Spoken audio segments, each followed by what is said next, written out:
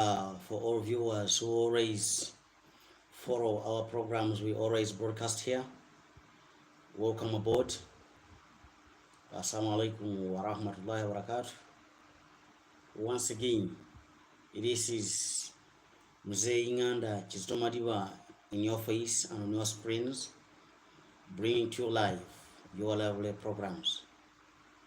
As of today, we are going to look at world history, and today in history, the topic is all about the French Revolution under Mao Zedong and the war for power and the path of radical reforms.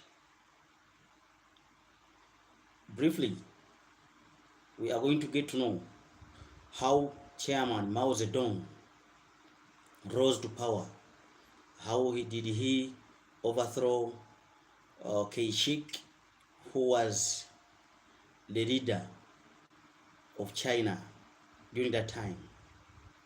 So, in the 20th century, China witnessed one of the most transformative revolutions in human history, the rise of the People's Republic of China under Chairman Mao Zedong.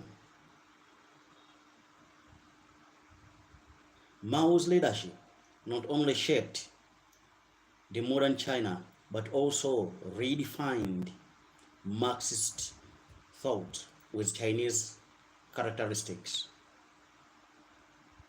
The revolution was not a traditional colonial liberation struggle, but a domestic upheaval aimed to transforming China from fractured semi-colonial society into a powerful, unified socialist state.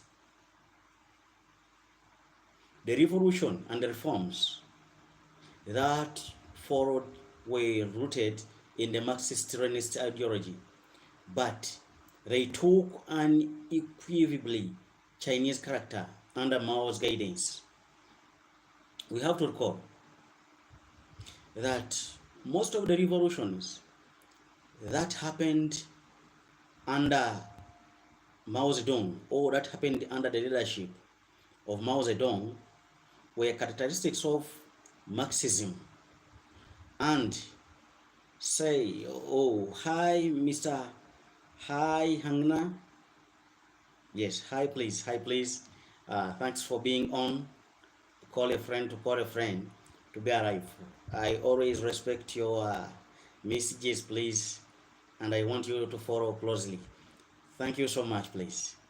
So, as Mao Zedong rose to prominence, he was copying some of the characteristics of other people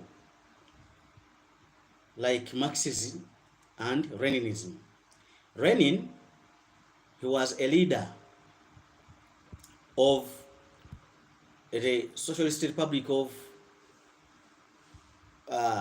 or the Soviet Union, today Russia. So Lenin is one of the people who fought the revolution of 1919 of Soviet Union, whereby they had to empower themselves, got rid of colonial masters here and there, and they had to plant their own seed of belief, plant their own seed of ideology. And as we speak now, communism are one of the ideas which is overriding against capitalism.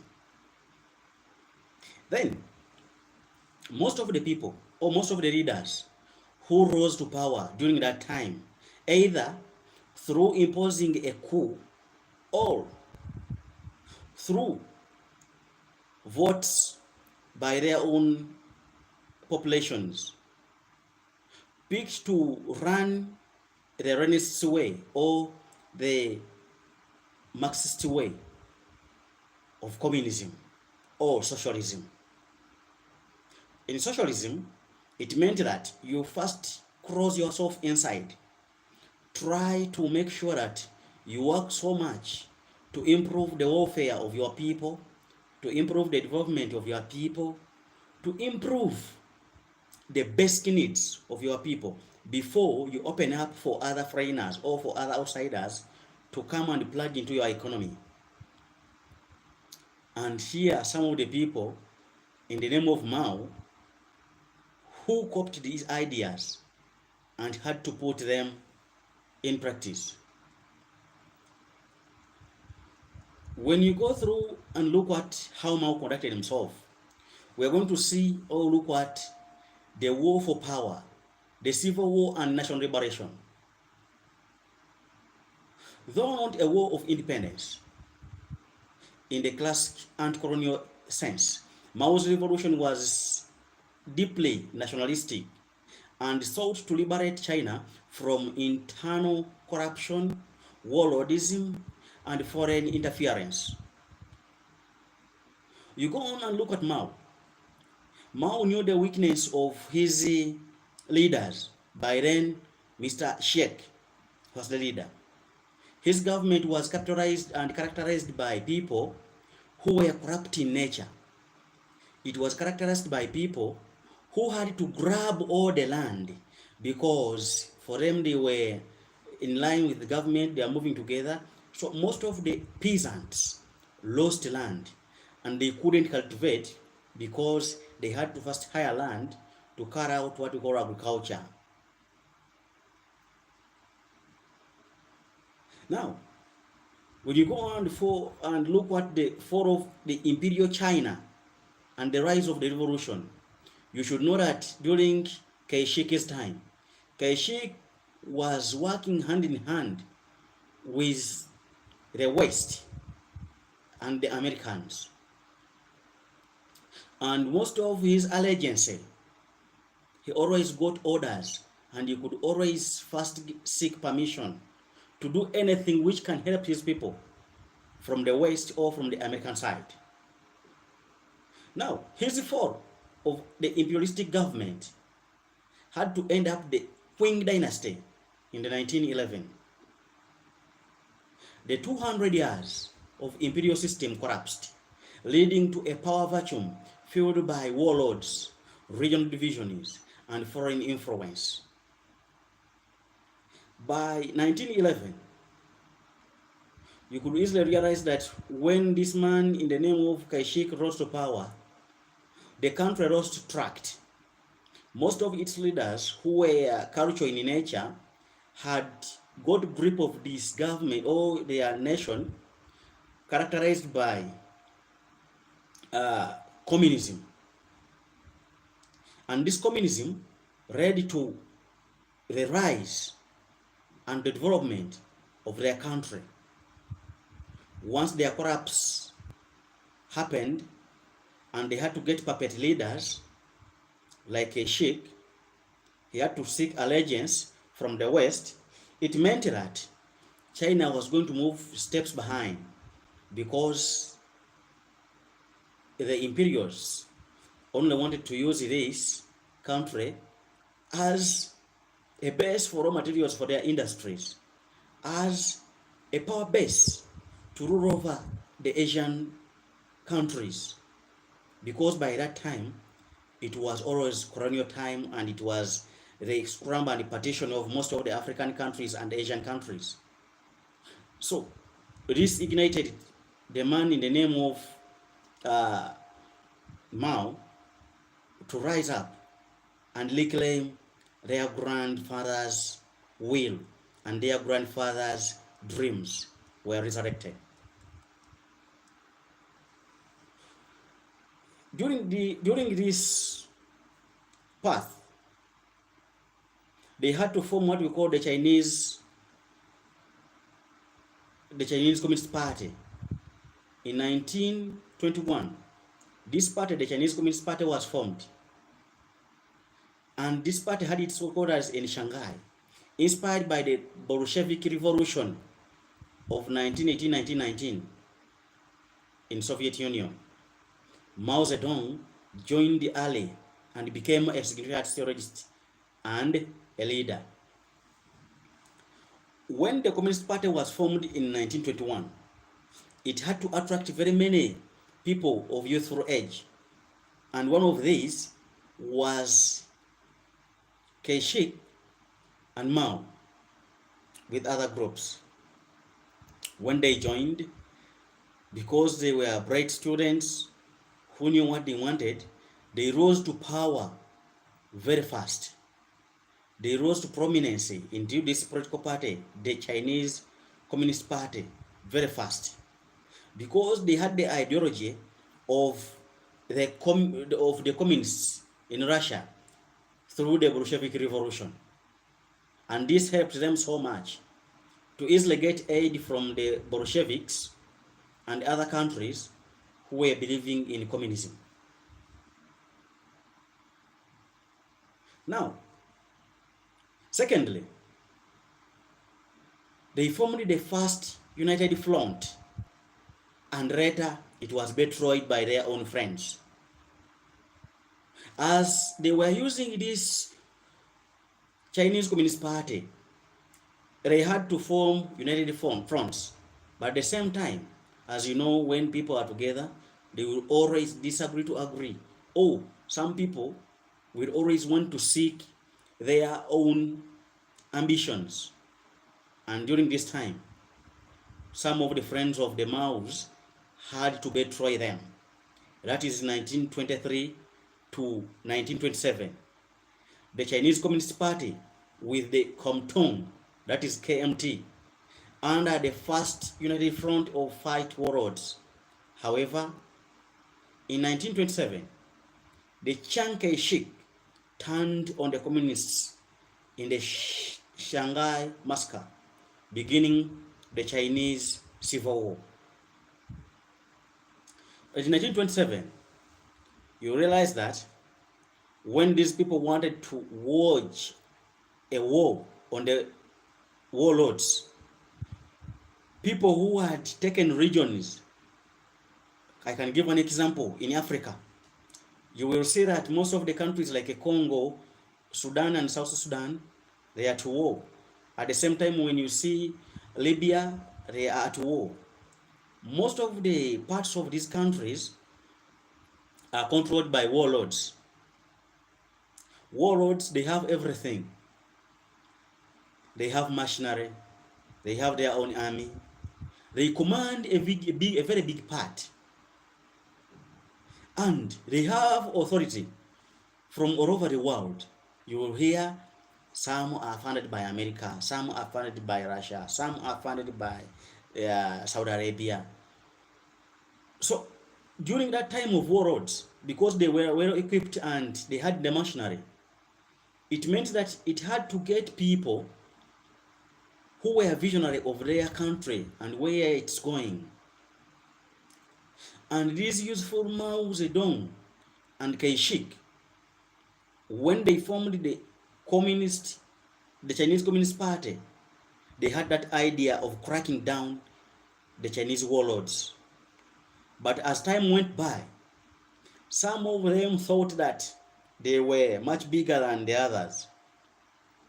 This is when Kai-shek had to split off from the Chinese Communist Party and formed his own, the Comintern. And when he formed it, he had to take his headquarters in Shanghai. And in so doing, it happened the massacre, or what we call the Shanghai Massacre, because these people were started fighting for power. Their headquarters were in the same city of Shanghai. People killed themselves in a civil war, and this massacre is prominently talked about all around the world in world history. Now, when you look at the long march, that because they had the setbacks, they had infightings, their mission and their target took long. But people who were visionary, people who were straightforward, they didn't lose focus. They remained on the course. And their long march since 1934 to 35, after the series of defeats, Mao led 10,000 Red Army troops on a strategic retreat from Xinjiang to Shanks, a grueling 600-mile march. Though only 800 out of the 100,000 Red Army, only 8,000 had to be rescued. But although he remained with only 8,000, this solidified Mao's leadership and became mythical, a cornerstone of the Chinese Communist Party's legitimacy. Although when he went and attacked, he went with 100,000 soldiers. He only came back with 8,000. This didn't stop him. He remained resilient. He remained strategic. He remained focused. And at the end of the day, the Chinese Communist Party had to stamp its legitimacy in the land of the Republic of China.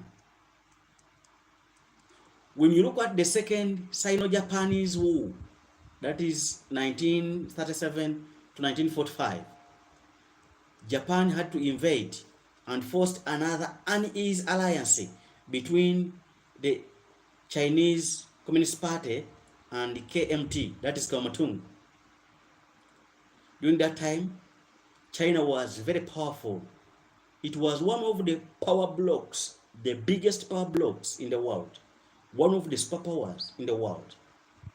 So when it saw that there is another tiger rising up in Asia, it had to crack it down. It had to crack the resistance. It had to crack the ideology from and the Bolsheviks. And in doing so, it fueled much the split between the CCP and the KMT of both Mao and Sheikh. And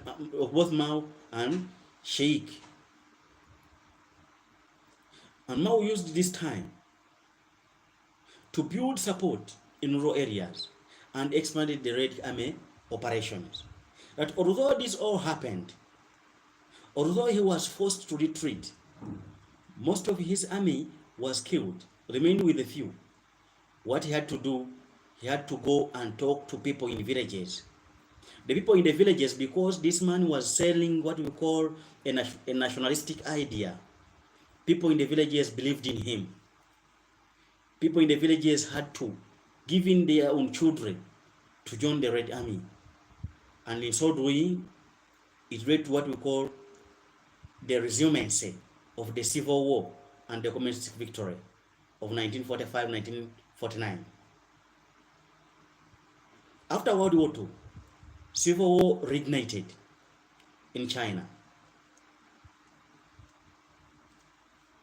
The CCP, supported by the peasants and using spiritual organization, defeated the Kuomintang of Sheikh.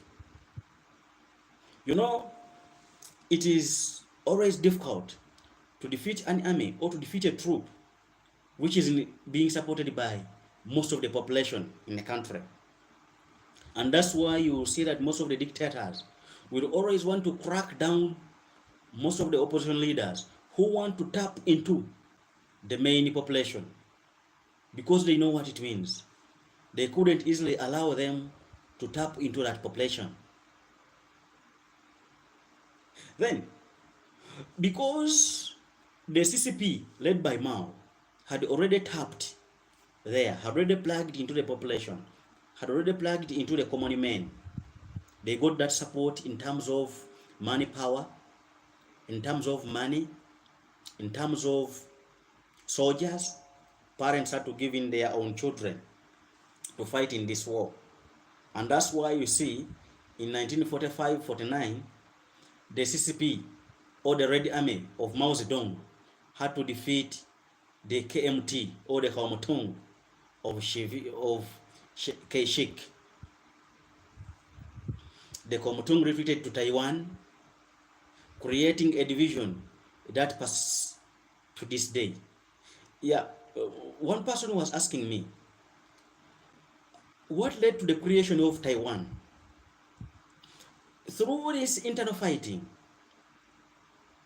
By that time, because Kaishik already split and formed his Comtoon, and he had paid allegiance to Western world, he had paid allegiance to America, they had supported him, they had to recognize him as the true leader of China. Then, when Mao fought so much using his army by the support of the population, the People Power Movement, the Red Army, he had to send them away and out of Shanghai. And when they ran away, they had to run to Taiwan, where they established what we call the Republic of China. And Mao remained in the city of Shanghai. And when he remained here, for him, he remained naming himself the Socialist Republic of China. As the other side, they named themselves the Republic of China. And that split, because those people of Taiwan, by that time they were supported by America and the Western world, they had to shield them so much. It reached a point when America wants to break a deal between China in the mainland, that is of Mao, and they were seeing that they are getting nothing from what we call Taiwan. So again, the West had to cross over and talk to the Socialist Republic of China. And in the long run, Taiwan had to lose its name of the Republic of China, named direct to the country led by Mao Zedong. And Mao Zedong had to get full legitimacy during that time. And up to now, China is called the Republic of China, which name was before owned by Taiwan. We have to look at the robust reforms under Mao Zedong. We want to know, after Mao getting power, what next? What did he do next to see that the country goes back to track?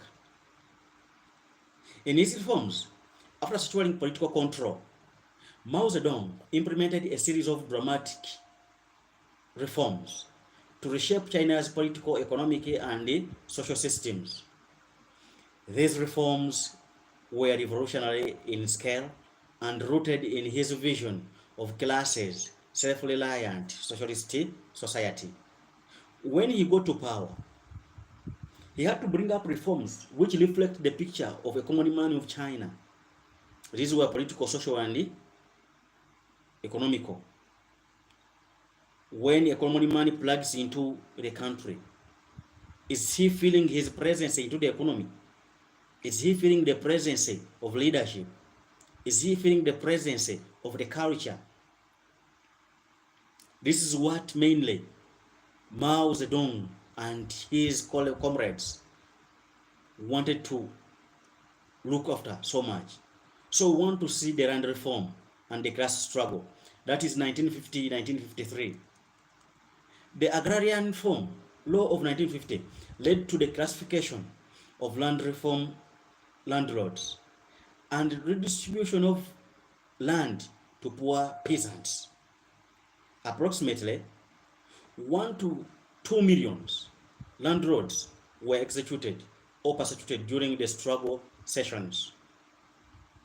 The block and the breaking of the tradition, rule hierarchy, and won support from the peasants, who made up 80% of the population. During this land reform, the man in the name of Mao Zedong got to know that land is in the hands of the few. And if we are to promote agriculture, we have to redistribute land to other common people, to the peasants, of which the peasants were totaling about 80% of them.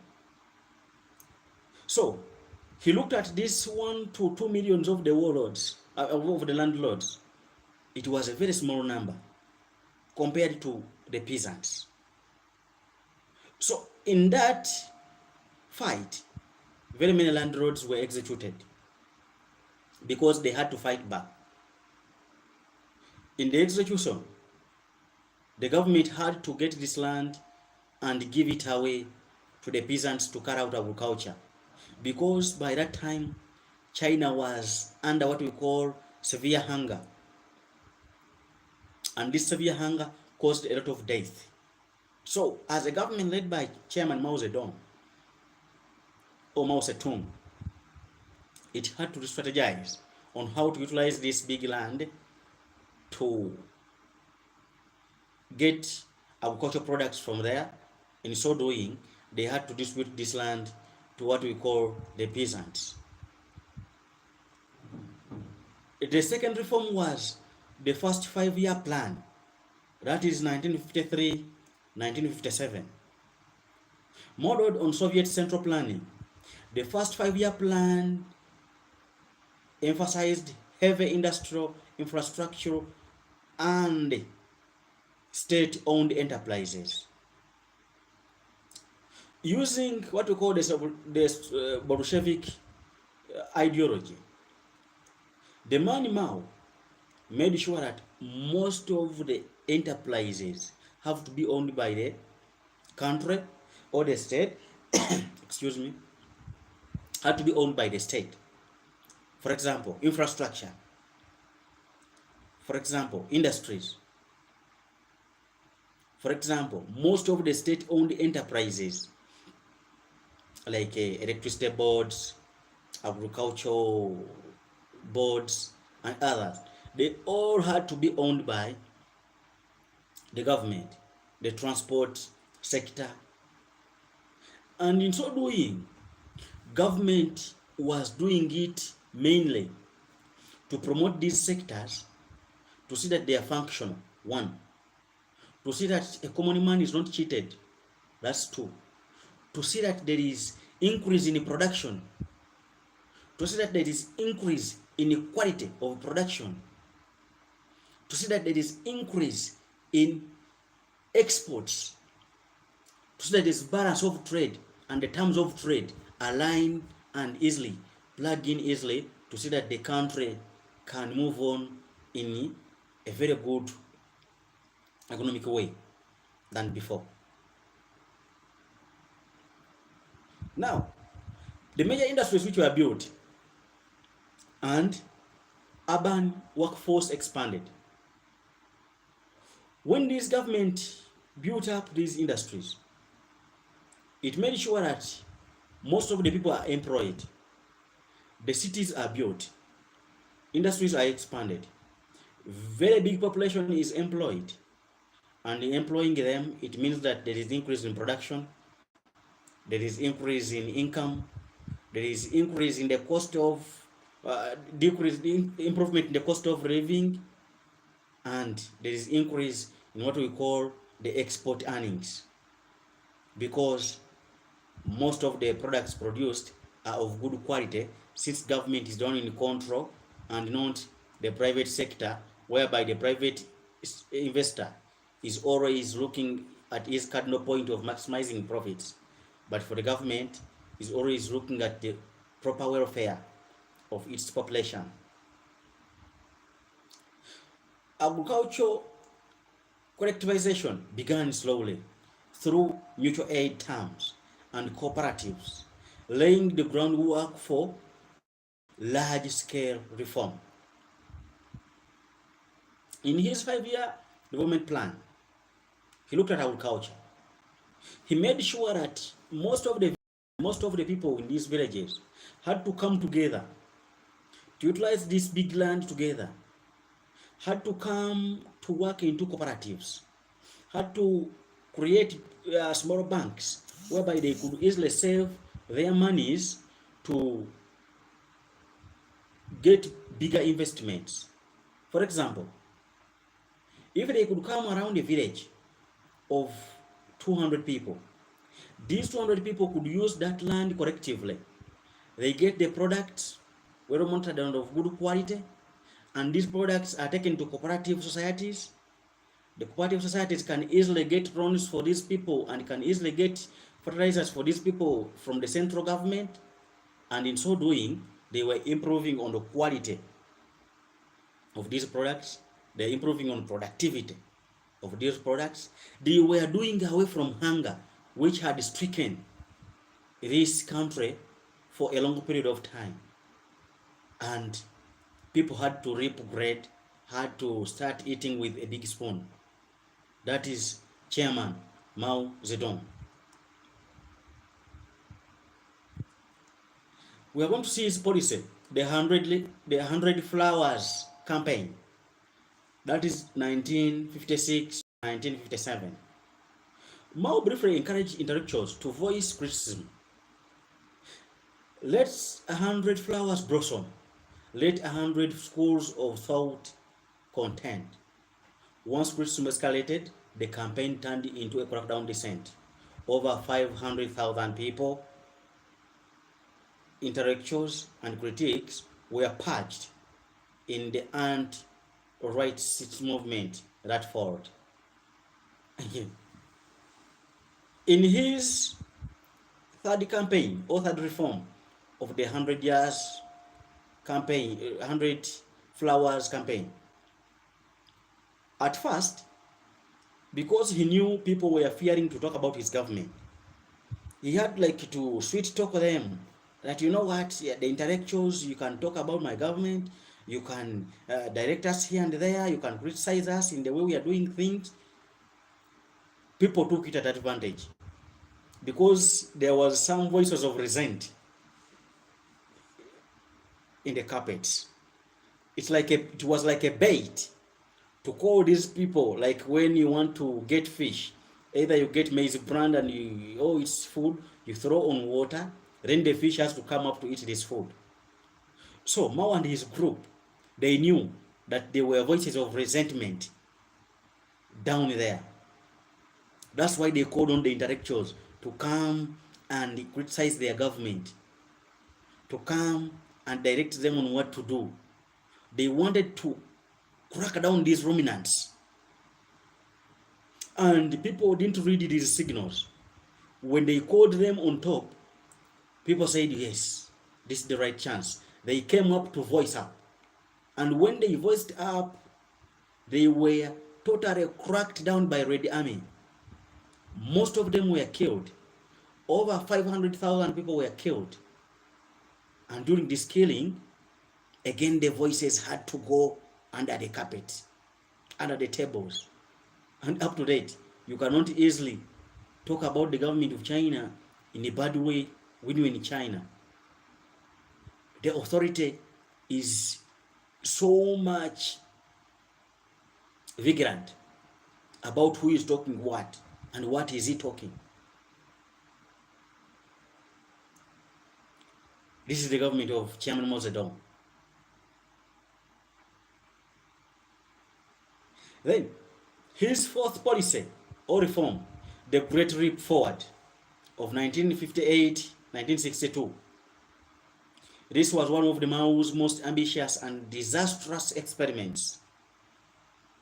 His goal was rapid industrialization and collectivized agriculture to surpass Western powers. People's communes. He had to encourage villages to merge into communes of 20,000 to 30,000 people who shared everything. Private farming was banned. In this Great Leap Forward policy, Chairman Mao was chasing his dream of getting on top of the Western world, of getting on top of the Americans. But during his ambitions and being ambitious, I think he missed some steps and he missed some logic of how he could easily rise to what he wanted. What he did, he had to encourage what we call rapid industrialization. In this rapid industrialization, he didn't have people to run these industries smoothly. He didn't have people to manage these industries. He didn't have people to manage production. They produced excess and there was no market. In the production of excess, the Western world had to put up a quota system. And putting up a quota system, it meant that his much excess had to be eaten by his population. And in so doing, it meant that you are using resources in a wrong way. You are producing beyond limit. So, this great leap forward policy of Mao Zedong backfired a bit. He didn't read the future. He didn't read the powers he was fighting against, because also the powers were like ready for him, because they knew he had come for them. He had come for competition, and they had to crack him down through various policies on the international market. Then the communes, as these people were working together, you reach a point when you cannot easily collaborate. You easily get misunderstandings. And this was miscalculated by Mr. Mao Zedong and his government. In so doing, people got tired. People got like fed up of working together. Although the force was on their neck to continue with that policy. Up to date, most of the people in China are working in groups. It's very difficult to find very many people in China when one is working alone, or when he has accumulated wealth as a sole person. You will easily find that his wealth is as a result of very many people or various people coming together to bring up ideas, so that every person can benefit mutually. Then the backward furnaces. Many citizens were told to produce steel in their backyard furnaces, leading to poor quality metal and neglected crops. That because the world had gone into production of heavy industries were dominant, Mr. Mao Zedong advised his population to get involved in the production of steel, production of heavy metals, of which they lacked that technology. By that time, there was no high-tech in China. The technology was still rudimentary. It was still of old age. And when he advised these people to get involved in this metalsmithing and others, people got fed up of agriculture, they ran out of agriculture, they came to this business of making metals and steel. Again, the country faced a problem of hunger because agriculture was abandoned.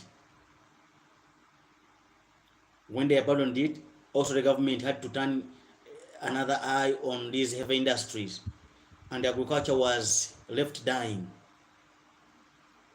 No attention was put there. And this program of the Leap Forward of 1958-1962 killed the agriculture sector almost to total burial. So, we want to see the result of this great RIP policy. Agriculture collapsed. Inflation reports about agricultural products had to surface. Poor wealth and fraud policies had to surface. The Great Chinese Famine killed an estimated 15 to 45 million people because people were not involved in agriculture, were very busy in heavy industries. Mao lost some power temporarily. Moderates like Liu Shik and Deng Xiaoping tried to implement the reforms. During that time of the 60s, Mao was weakening. The heart disease had started disturbing him. So his main men had to come in That is Sheikh and Deng. They had to take over to see that the policies can be achieved. So most of the times which remained until he died in the 1970s, 1972, no, 1976, when he died, he had lost power. He remained as a supreme leader, but most of the state works were being driven and done by Deng and Sheikh. Then when you go to another policy of the Cultural Revolution of 1966-1976, Mao, fearing the turn of capitalism and the erosion of revolutionary ideas, launched the Cultural Revolution to ignite the revolution. The Red Guards, youth brigades attacked teachers, intellectuals, and officials. Slogans like "Smash the Four Oldies" targeted traditional ideas, customs, and habits. Any government, as it starts resting in power, it starts feeling and fearing itself. It starts feeling and fearing the shadows of its own people. Also, Mao felt uncontented. Remember, there were the KMT, Komtung in Taiwan. They were still there. The resentment, voices of resentment, were still coming out, although they had to crack them down. And because of these fears, the Chinese Communist Party of Mao Zedong, this time through the leaderships of Deng and Sheikh, had to think twice with their master to say that they crack down any person thinking of civilization who will bring back capitalism, yet they want their country to run in the communist way. They went for teachers, they went for the intellectuals, they went for government officials who were speaking too much English. They went and smashed everybody who could think of revolutionizing the country, who were like fed up of the policies of Mao and his boys. They had to eliminate all that class. They thought that they wanted to construct their culture purely Chinese, not get involved in Western culture. That's why when you go to China, there are some media houses, there are some media apps or media platforms which are censored. Actually, media is totally censored. You don't watch everything you want. Right now they have TikTok. But they could tell you that in China, there is a point where government has to switch off TikTok to make sure that people rest and people work. Then there are times when it has to switch it back for people to enjoy. It's not like a 24/7 application function. No. Government regulates like that. Most of the applications, most of the platforms, Facebook and so on and so forth, government regulates them. Destruction of culture. Temples, books, art were destroyed. Schools closed. Millions were displaced. During this time of fearing their own shadows, they had contrasted schools, but they reached a point like they are seeing these people who are reading and studying are going to be a very big threat to their powers.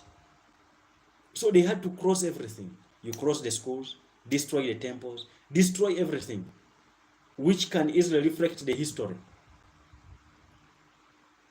and build from scratch. The temples were destroyed.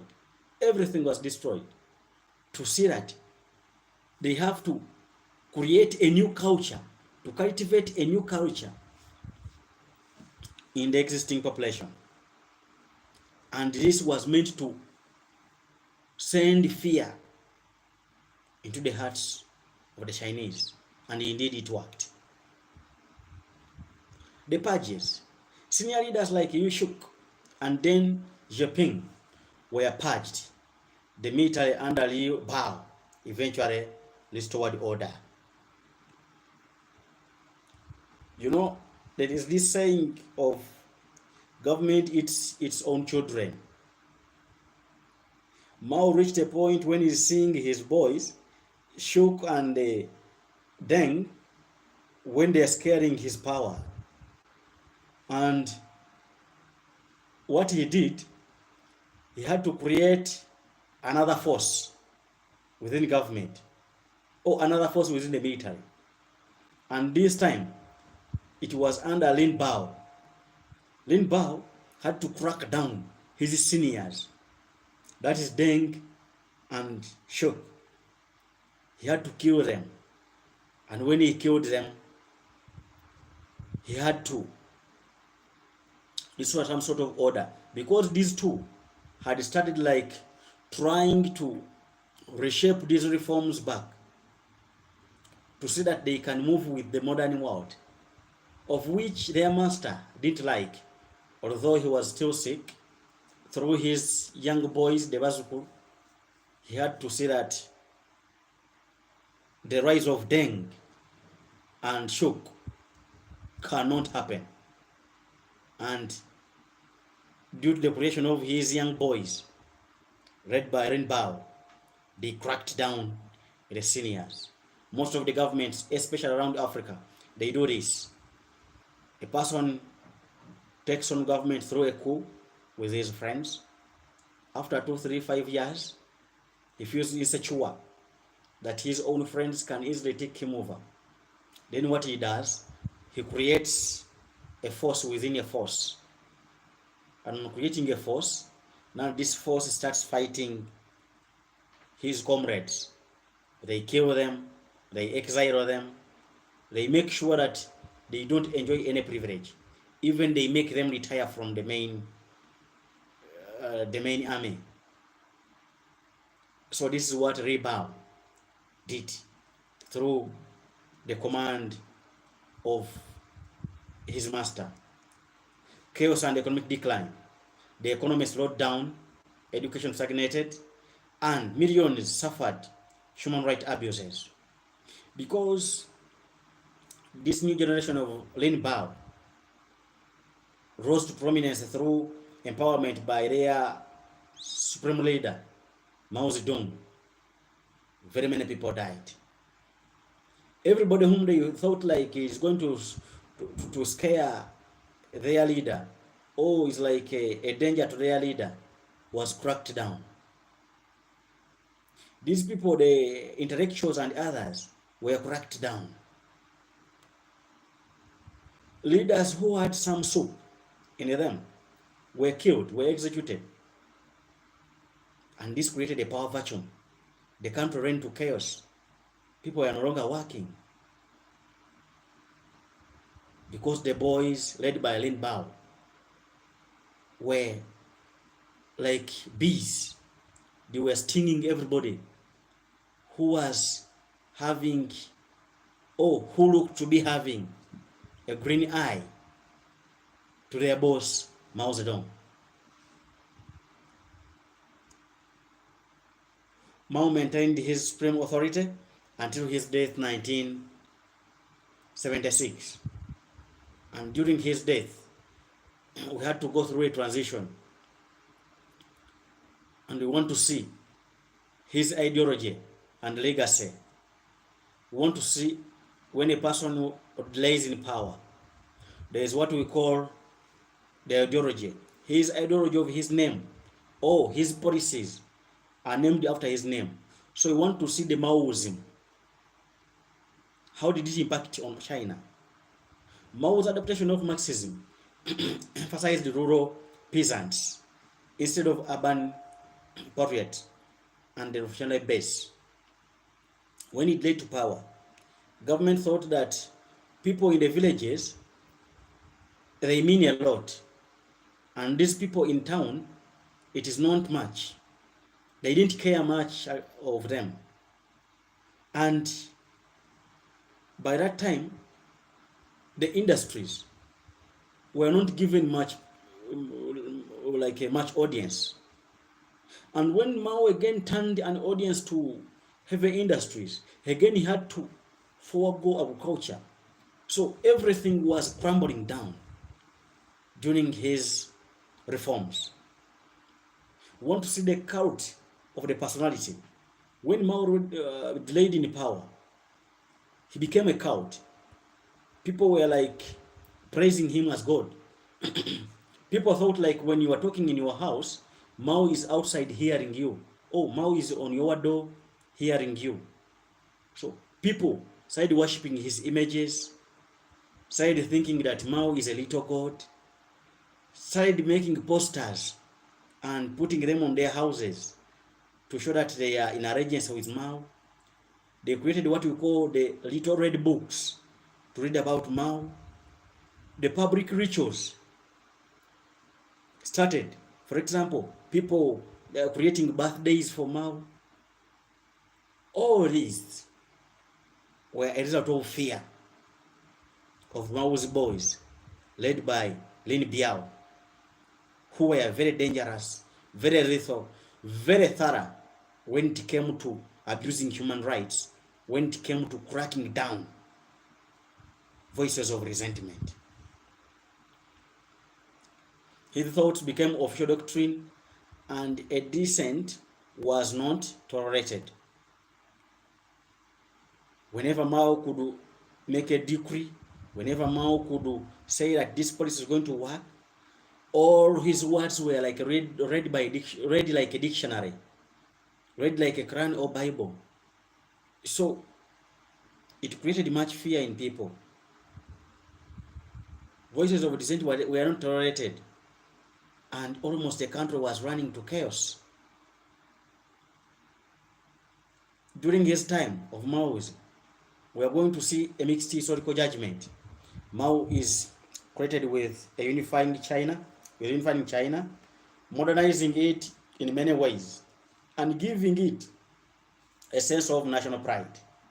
However, his policies caused widespread suffering, and his rejection of pragmatic governance led to repeated disasters. I want to break it down that the country of China looks at Mao as a godfather. And yes, indeed, he did. He set up a ground, he dug a foundation for every Chinese to enjoy. But in so doing, he made them proud, but in making them proud, most of his reforms, he didn't think twice. They backfired. And backfiring, people started complaining. On complaining, very many people died because of the agricultural collapse, like 15 million to 20 of them, they had to die. And these voices of resentment were like rising up politically, of which it led to killing of many, executing of many, and it led to mixed reactions of do's and don'ts, of doing good and not doing good, of doing bad or doing good. This is the history of Mao. So we would like to conclude him that the Chinese Revolution under Mao Zedong was a monumental political, social, and ideological transformation.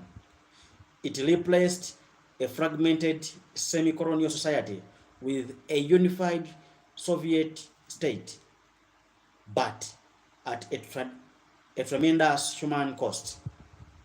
Mao's war for power was marked by strategic brilliance and deep ideological conviction, while his reforms were driven by utopian visions that often clashed with reality.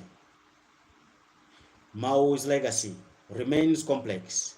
He is revered for building modern China, but also criticized for authoritarian excess and failed policies.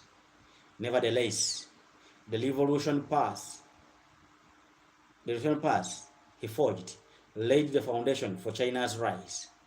First, as socialist state, and eventually under Deng Xiaoping as a hybrid economy with global influence.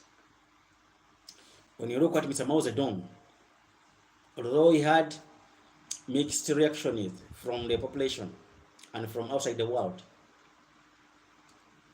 he had to attain his goal of making China superior, of making China one of the superpowers, of making China great.